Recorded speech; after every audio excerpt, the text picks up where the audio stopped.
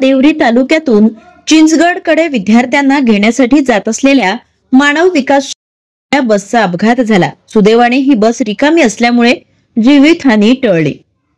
रोजच्या प्रमाणे आज देखील देवरी येथून ही बस शालेय विद्यार्थ्यांना आणण्यासाठी चिंचगडकडे जात असताना अब्दुल टोला गावाजवळ चालकाचा बसवरून नियंत्रण सुटलं आणि बस सरळ रस्त्याच्या कडेला खाली उतरली।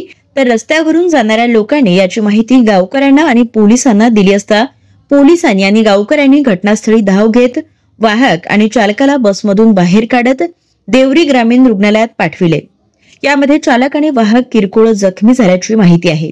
तर विशेष बाब म्हणजे कालच गोंदिया कोहमारा रोडवर एसटी बसचा अपघात झाला असता 11 लोकांचा मृत्यू झाला होता, तर 27 लोक जखमी झाले असून त्यांच्यावर रुग्णालयात उपचार सुरू असताना आज सकाळी पुन्हा एकदा एसटी बसचा अपघात घडल्याने एसटी बसमध्ये प्रवास करावे की नाही असा प्रश्न शालेय विद्यार्थी आणि प्रवाशांना पडलेला आहे।